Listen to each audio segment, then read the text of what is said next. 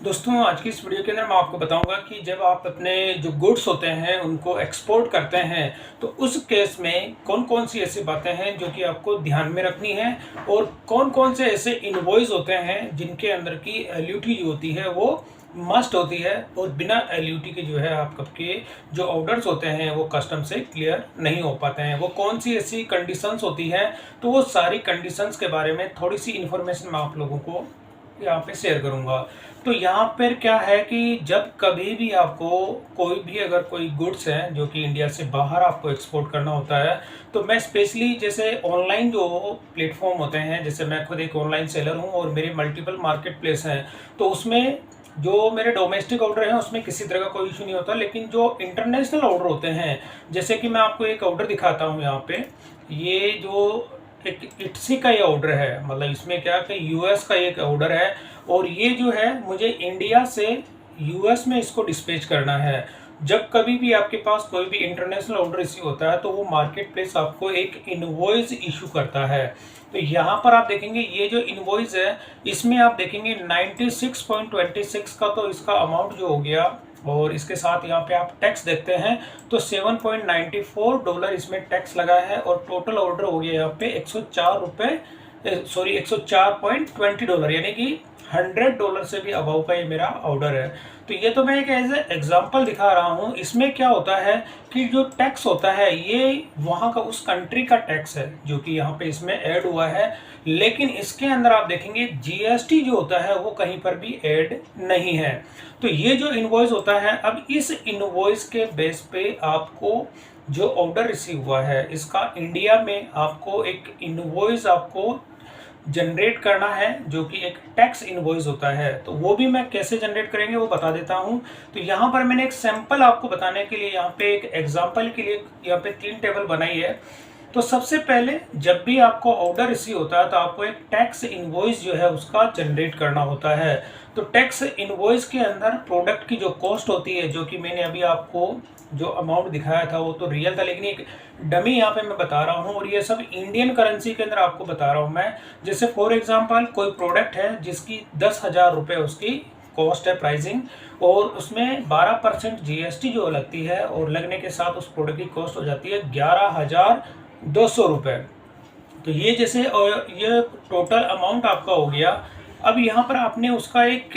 Tax जो invoice होता है वो आपने जनरेट किया, और जनरेट करने पर इस इनवॉइस की कंप्लीट डिटेल, ये मैं एक्सपोर्ट के लिए बात कर रहा हूँ कि आपका एक्सपोर्ट इनवॉइस है। मतलब एक्सपोर्ट जो होता है यानी कि आपने एक कस्टमाइज जो भी आपका इनवॉइस होता है, जिस किसी भी प्लेटफॉर्म पे जैसे आपका ऑर्डर रिसीव होता है तो उसका एक इनवॉइस आपको जनरेट करना होता है, चाहे आप एक्सेल में करो चाहे कोई दूसरे सॉफ्टवेयर के अंदर आप यूज़ करना चाहते हैं। तो उससे आपने एक इनवॉइस आपने जनरेट किया और इसमें आपने जीएसटी जो है वो ऐड कर दी 12%, और टोटल यहाँ पे अमाउंट हो गया जैसे $104 का मैंने अभी आपको दिखाया था। अगर इसको भी कन्वर्ट कर देते हैं डॉलर के अंदर तो ये टोटल इनवॉइस की जो वैल्यू होती है उसमें मैंने यहाँ पे जीएसटी ऐड कर दी।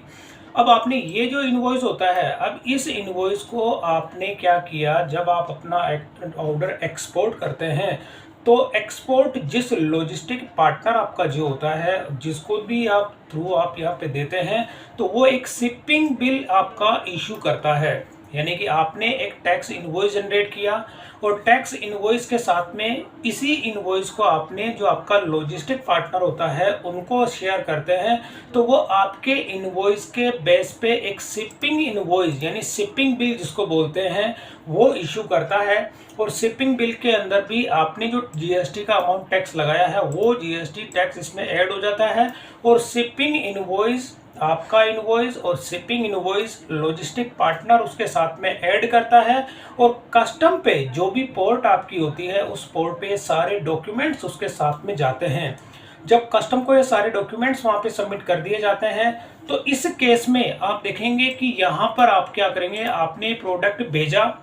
और भेजने के साथ ही कस्टम से वो क्लियर हो गया, और क्लियर होने के बाद इंडिया से बाहर वो एक्सपोर्ट हो गया। तो अब यहाँ पर क्या होता है दोस्तों कि आपका माल जो है गुड्स होता है इंडिया से बाहर एक्सपोर्ट हो गया, लेकिन अब एक्सपोर्ट होने के साथ ही आप देखेंगे जो जीएसटी आपकी लगी है 1200 रुपये।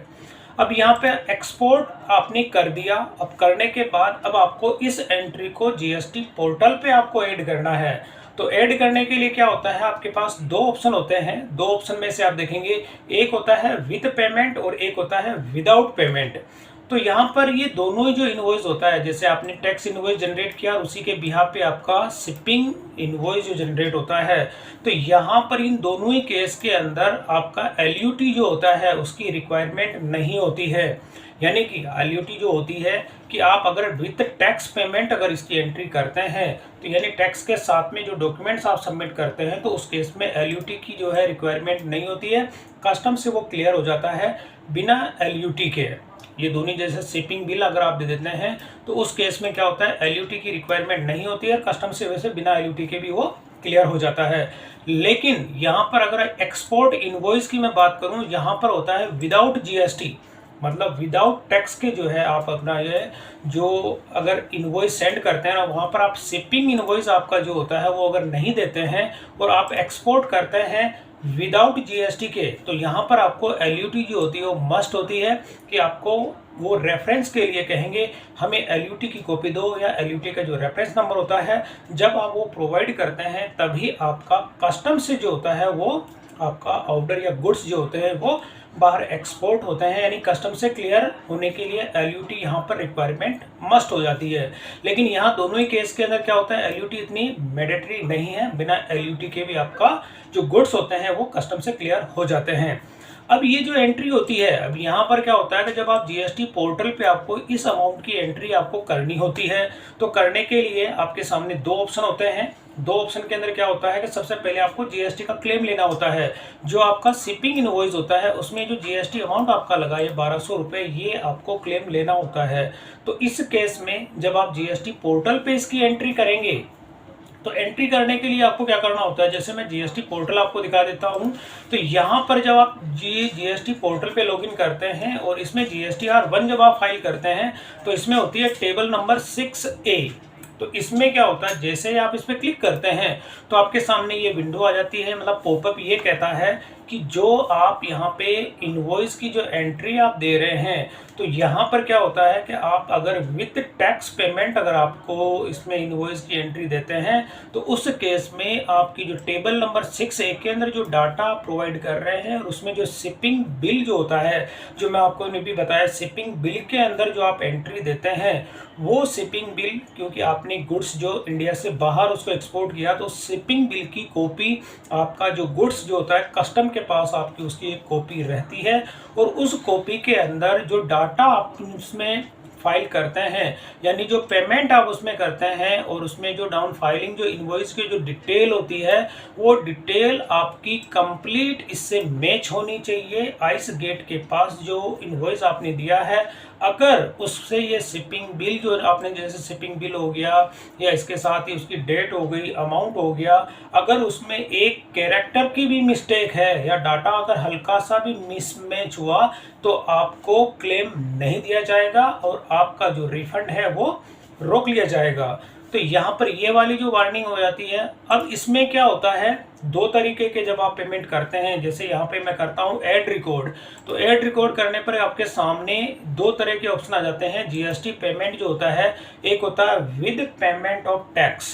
और एक होता है विदाउट पेमेंट ऑफ टैक्स। तो विद पेमेंट ऑफ टैक्स के अंदर क्या होता है कि जब मैंने ये समरी आपको यहाँ पे दिखाई थी, तो जो आपका शिपिंग इनवॉइस होता है, अब इसमें आप देखेंगे कि टोटल आपके इनवॉइस की अमाउंट कितनी है, 11,200, और यहाँ पे आपका जीएसटी 12% है, तो आपको 1,200 रुपये का आपको रिफंड लेना होता है। तो यहाँ पर जब आप क्या करेंगे, जीएसटी पोर्टल पे आप इसकी एंट्री करेंगे, तो यहाँ पर क्या होता है, पोर्ट की डिटेल आपको ये सारी कंप्लीट इनवॉइस का जो नंबर होता है, यानी शिपिंग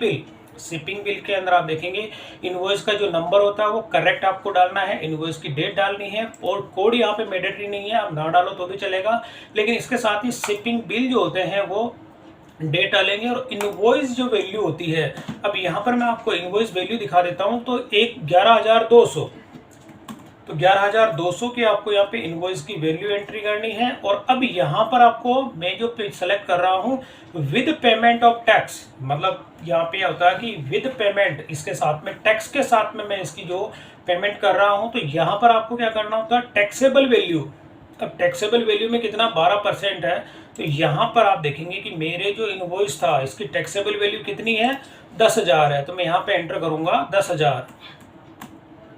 तो 10,000 मैंने एंटर किया। अब यहाँ पर आप क्या करेंगे, जो 1,200 रुपये आपके ये आ रहे हैं जो कि जीएसटी है, यहाँ पर आप देखेंगे इंटीग्रेटेड टैक्स जो होता है, ये 1,200 का जो अमाउंट है आपके जीएसटी पोर्टल के अंदर जो लेजर बैलेंस होता है, आपका इलेक्ट्रॉनिक क्रेडिट लेजर होता है, उसमें से ये माइनस हो जाएगा 1,200 रुपये।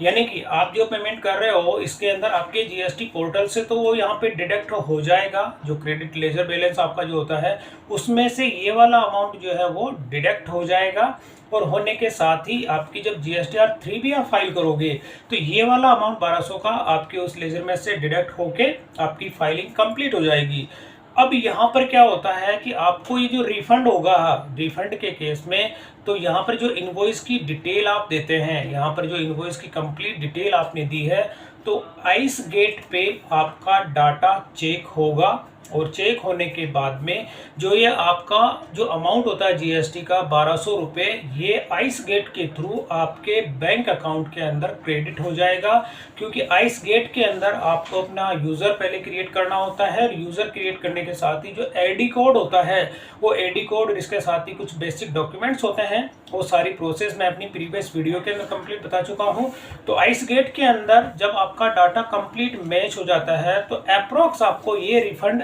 पूरा 1 महीने के अंदर, जो आपके एक्सपोर्ट इनवॉइस के अंदर जो 1,200 रुपये का आप ये देखते हैं, तो ये रिफंड आपको आपके बैंक अकाउंट के अंदर जो है क्रेडिट हो जाता है। और आपके जीएसटी पोर्टल से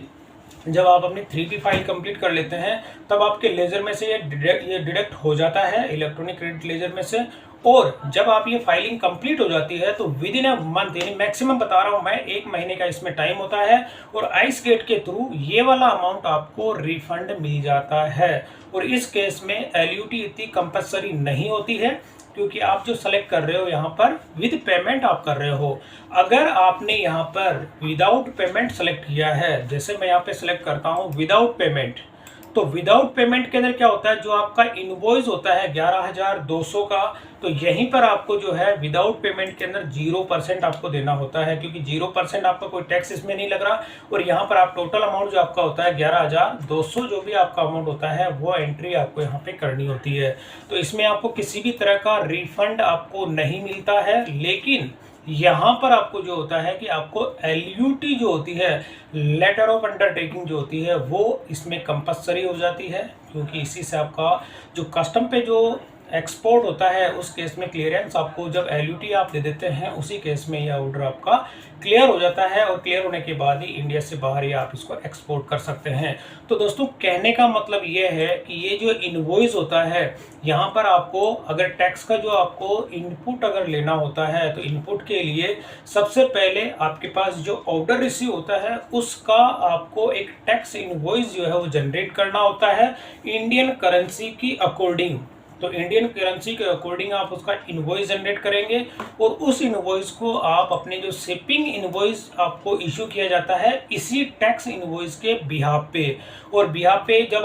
जब शिपिंग इनवॉइस आपको मिल जाता है, तो शिपिंग इनवॉइस की जो डिटेल होती है आप जीएसटी पोर्टल पे एंटर करेंगे, और एंटर पे करने पर आपको उसका रिफंड, जैसे आप अपनी 3B फाइल कंप्लीट कर लेते हैं तो उसके बाद विद इन अ मंथ आपका जो है ये टैक्स का रिफंड आपको बैंक अकाउंट में रिसीव होता है आइस गेट के थ्रू। ये वाला शिपिंग का जो जीएसटी अमाउंट होता है, ये आपके टैक्स अमाउंट के अंदर जो जीएसटी लगती है, जो टैक्स अमाउंट आपका इसमें देते हो, जितने % आपने जीएसटी उसमें ऐड किया है, वो सारा का सारा रिफंड आपको आइस गेट से मिल जाता है। लेकिन इससे पहले ये जो आपके GSTR 1 आप फाइल करते हैं उस टाइम आपका अमाउंट और 3B जैसे कंप्लीट हो जाती है तो आपके इलेक्ट्रॉनिक क्रेडिट लेजर में से ये डिडक्ट हो जाता है। और अगर आप एक्सपोर्ट इनवॉइस जो होता है इसका, उसमें क्या होता है आपका जीएसटी बिना जीएसटी के, मतलब आप चाहते हैं कि टोटल इनवॉइस जो होता है उसमें कोई जीएसटी आपने नहीं देते हैं, और आप टोटल इसमें 11,200 जो भी आपके इनवॉइस का अमाउंट होता है उसमें विदाउट पेमेंट आप सेलेक्ट करते हैं, तो उस केस में आपको आइस गेट से किसी भी तरह का कोई भी रिफंड आपको नहीं मिलता, और केवल आपको उसमें एलयूटी जो होती है वहाँ पर थोड़ा सा रिक्वायरमेंट हो जाती है, क्योंकि बिना एलयूटी के वो आपके गुड्स जो होते हैं उनको क्लियर नहीं करते हैं। तो दोस्तों ये थोड़ी सी कुछ बेसिक गाइडलाइन थी, इन बातों को आपको ध्यान में रखना है। और यहाँ पर विद पेमेंट और विदाउट पेमेंट जो दोनों ही कॉन्सेप्ट होते हैं, उन कॉन्सेप्ट को मैंने आपको समझाने की कोशिश की है। तो एक्सपोर्ट के केस में आपको जब LUT के लिए आप अप्लाई करते हैं तो LUT विद इन 5 मिनट्स के अंदर आप अपने GST पोर्टल से अप्लाई करेंगे और उसको डाउनलोड कर सकते हैं। इतना कोई कॉम्प्लिकेटेड उसमें इशू नहीं होता है, लेकिन एज ए रेफरेंस के लिए पूरे फाइनेंशियल ईयर के अंदर केवल आपको एक बार जो होता है LUT के लिए अप्लाई करना होता है, अगर आप अपने गुड्स जो होते हैं वो बाहर एक्सपोर्ट करते हैं तो दोस्तों वीडियो पसंद आई तो इसे लाइक और शेयर जरूर करें और मेरे चैनल को सब्सक्राइब करना ना भूलें।